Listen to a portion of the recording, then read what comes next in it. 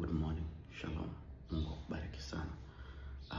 Jumatatu ya leo ninakuombea tunapoianza wiki hii, wiki yako ikawe ni ya mafanikio tele. Mungu akatangulie kwenye kila unachokwenda kukifanya.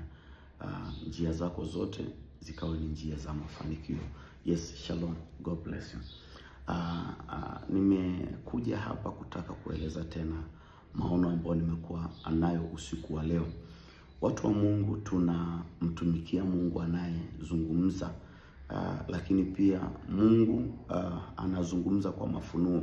Biblia inasema mambo ambayo jicho halijapata kuona wala masikio hajapata kusikia, mambo hayo Mungu amewafunulia wale wampendao kwa roho, kwa mafunuo. Kwa kuna vitu vingi utavisikia ninavizungumza, hata wakati mwingine ukivitafuta kwenye maandiko hautaona. Ninakwambia ni mafunuo, na mafunuo yanaweza kawa kwa njia mbalimbali. Mungu anazungumza, anafunua vitu kwa njia mbalimbali. Hata kwa maandiko tu wakati mwingine unaweza ukasoma kitu ukakielewa ikawa ni mafunuo. Kwa kuna mafunuo ambayo nimekuwa nayo. Haya mafunuo yamekuja baada nilikuwa nafanya maombi kwenye lile lango la saa 7 usiku kuelekea saa 9. Baada ya kumaliza maombi nikajikuta nimelala na nilikuwa naombea vitu viwili. Kuna mgonjwa ambaye nilikuwa ninamuombea, lakini pia nilikuwa ninaomba kwa habari ya mkesha ambao tunauendea tarehe 4 hapa Dar es Salaam. Baada ya yale maombi nikalala nikiwa kwenye maono.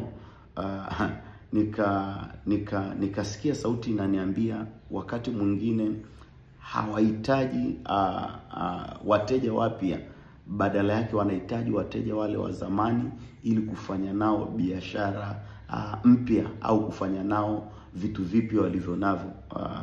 Nikiwa na tafakari yale maono kwenye ndoto hiyo, nikaanza kupata maarifa ya nini Roho alikuwa anasema.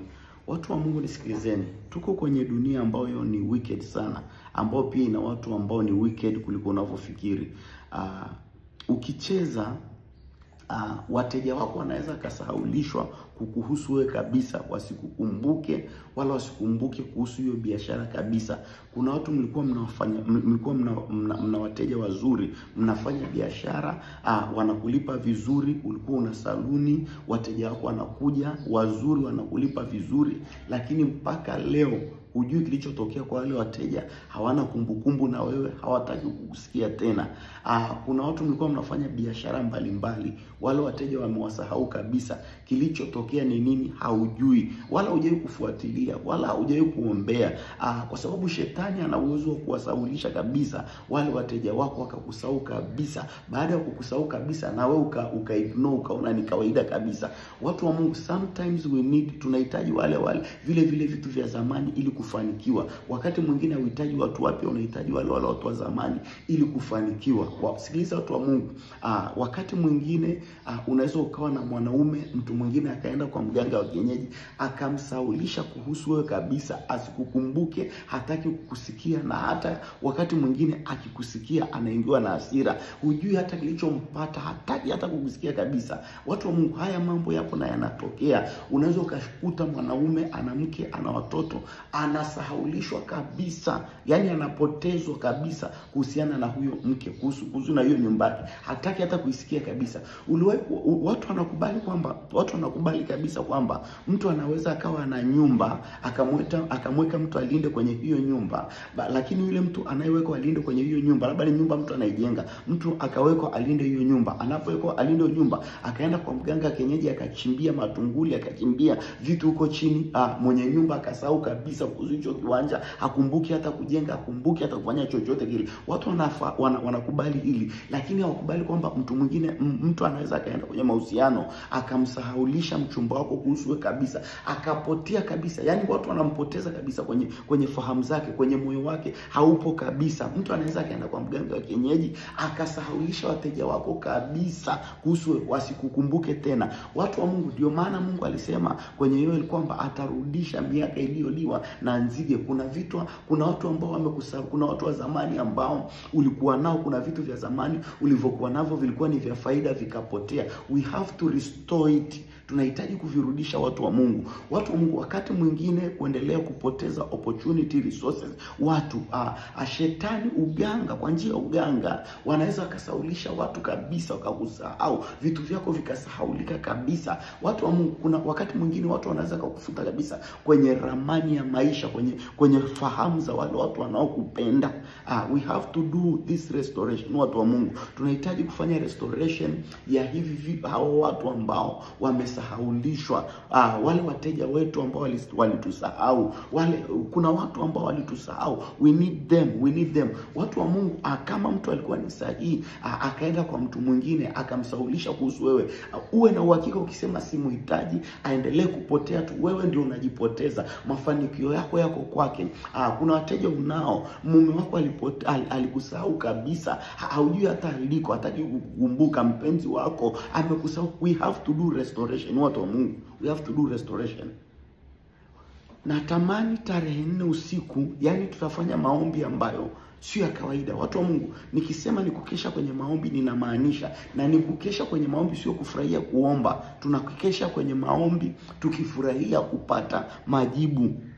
Tarehe 4 mwezi wa 7 ni Ijumaa wiki hii, tunakutana hapa Mbezi Beach, Goigi. Ukumbi unaitwa Mateo Hall, kuanzia saa 2 usiku mpaka asubuhi.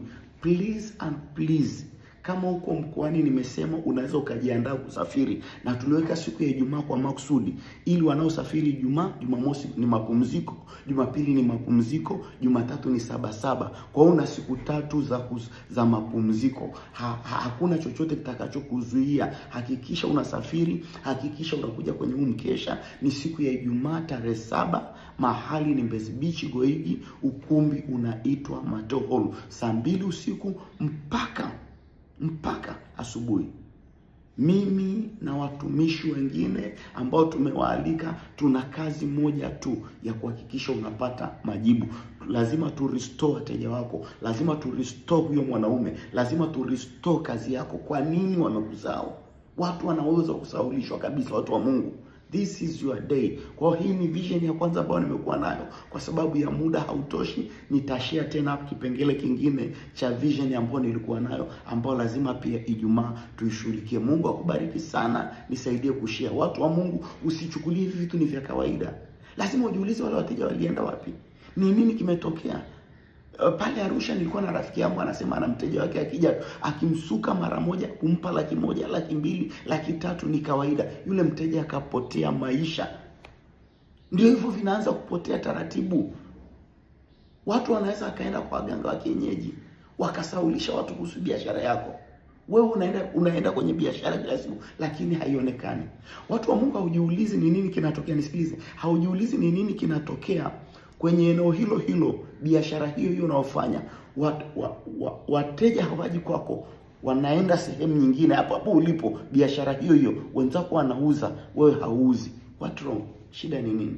Watu wa Mungu, ifike mahali tuseme hapana, hii nonsense ifike mwisho. Kuna kitu cha kiroho tufanye. Tukutane tarehe 4 mwezi wa 7 Ijumaa wiki hii, kuanzia saa 2 usiku hapa Dar es Salaam.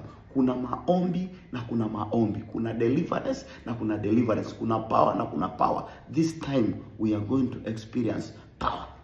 Shalom.